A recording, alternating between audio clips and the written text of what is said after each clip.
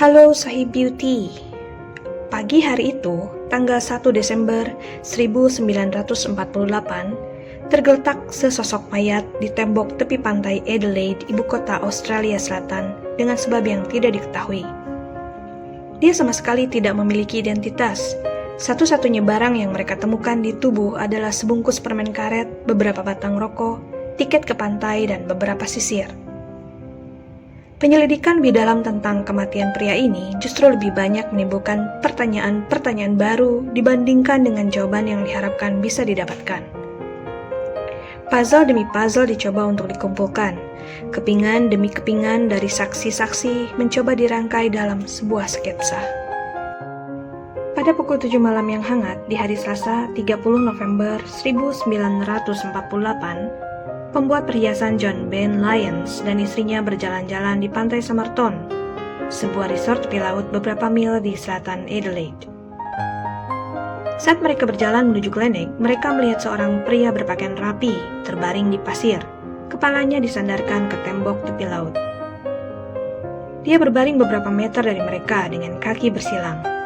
Saat pasangan itu melihat ke arah dia, pria itu mengulurkan tangan kanannya ke atas, lalu membiarkannya jatuh kembali ke tanah. Lyons mengira dia mungkin mencoba merokok sambil mabuk. Beberapa saat kemudian, sepasang saksi lain menyatakan mereka melihat dia dan di posisi yang masih sama. Keesokan harinya, John pergi berolahraga dan orang tersebut sedang dikerumuni dan tubuhnya sudah sangat dingin, kaku. Tidak ada tanda-tanda kekerasan apapun. Sebatang rokok setengah sudah terisap tergeletak di kerah pria itu, seolah-olah telah jatuh dari mulutnya. Mayat tidak dikenal tersebut kemudian dibawa ke rumah sakit Royal Adelaide 3 jam kemudian. Dr. John Beckley Bennett, pihak rumah sakit menuliskan waktu kematian tidak lebih awal dari jam 2 pagi. Penyebab kematian sebagai gagal jantung, dan dia menambahkan bahwa dia curiga ada keracunan. Isi kantong pria itu terbentang di atas meja, tiket dari Adelaide ke pantai, sebungkus permen karet, beberapa korek api, 2 sisir, dan sebungkus rokok Army Club berisi 7 batang rokok merek lain yang lebih mahal bernama Kensitas. Tidak ada dompet dan tidak ada uang tunai dan tidak ada ID. Sehari kemudian otopsi lengkap dilaksanakan, namun polisi kehilangan petunjuk dan tidak mendapatkan jawaban apapun dari hasil otopsi mayat tersebut. Hanya fakta bahwa pupil mayat itu tidak seperti biasanya, tapi lebih kecil. Tetesan ludah mengalir di sisi mulut pria itu saat dia berbaring. Limpahnya sangat besar dan keras, sekitar 3 kali ukuran normal, dan hati membengkak dengan darah yang tersumbat. Kemudian turun ahli patologi John Dwyer. Dia menemukan sisa makanan terakhirnya pasta dan lebih banyak darah seperti keracunan. Tapi tidak ada menunjukkan bahwa racun itu ada dalam makanan. Fisik untuk usia 40-an menunjukkan otot betisnya kuat seperti seorang atlet.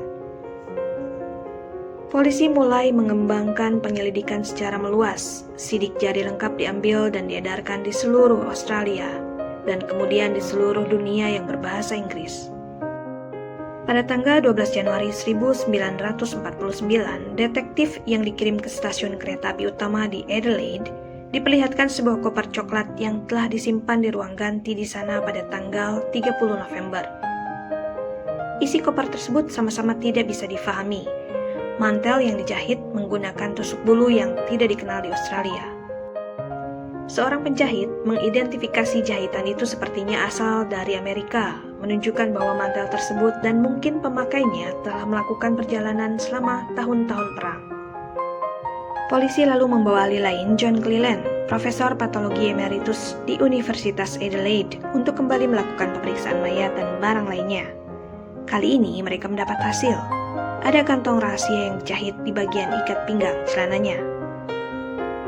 Di dalamnya digulung rapat ada secari kertas kecil yang terbuka, ternyata berisi 2 kata, diketik dalam skrip cetak yang rumit. Frasa itu berbunyi Tamam Shud. Salah seorang reporter polisi untuk Adelaide Advertiser, Frank Kennedy, mengenali kata-kata tersebut sebagai bahasa Persia dan menelpon polisi untuk menyarankan mereka mendapatkan salinan sebuah buku puisi, Rubaiyat of Omar Khayyam. Karya ini ditulis pada abad ke-12. Tamam Shud yang sering ditulis salah menjadi Taman Should oleh beberapa surat kabar cetak, berarti sudah berakhir. Kembali hasil ini menimbulkan teka-teki baru dan lebih rumit lagi kepada polisi, dan tidak membawa jawaban yang diharapkan. Tapi setidaknya teka-teki kalimat yang tertulis di saku rahasia itu membawa mereka ke dalam kesimpulan akhir. Ini adalah kasus bunuh diri. Sadar atas nama untuk kepentingan penyelidikan, polisi akhirnya memutuskan untuk membalsam mayat tidak dikenal tersebut, dikuburkan dan disegel di bawah beton, di sebidang tanah kering yang dipilih secara khusus jika perlu digali. 8 bulan kemudian, seorang pria dengan membawa buku dan cerita aneh melapor ke kantor detektif di Adelaide. Buku itu ditemukan oleh saudara iparnya di kursi belakang mobilnya beberapa meter dari mayat tidak dikenal itu ditemukan di bulan Desember 1948.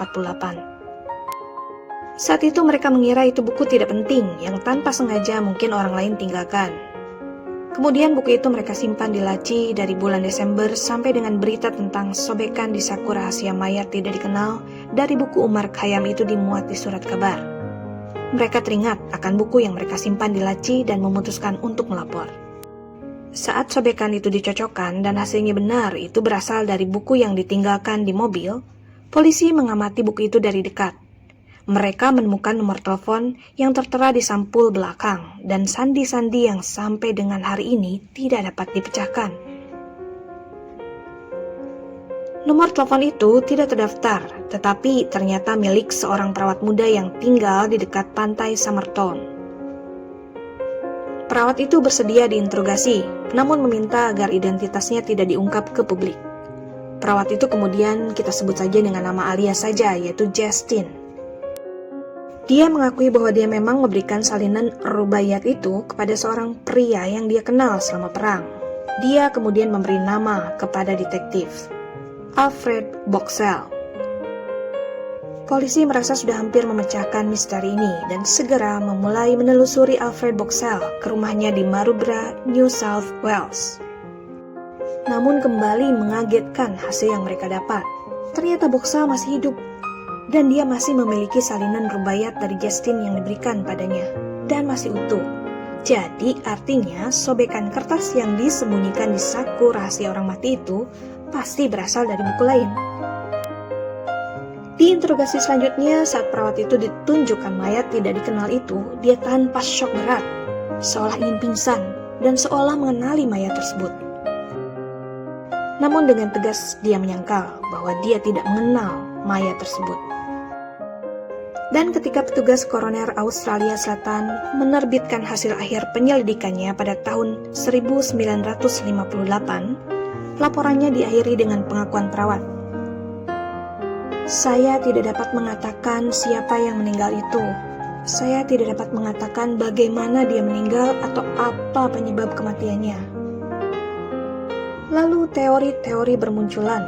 Apakah manusia tidak dikenal itu mungkin adalah mata-mata? Lalu kemudian ternyata ditemukan juga fakta bahwa Alfred Boxall, mantan kekasih Justin si perawat, telah bekerja di bidang intelijen selama perang. Sampai dengan tahun 1978, selalu ada bunga segar di kuburan mayat tidak dikenal tersebut. Dan semua teka-teki pria Tamam Shud ini tidak pernah terpecahkan hingga hari ini.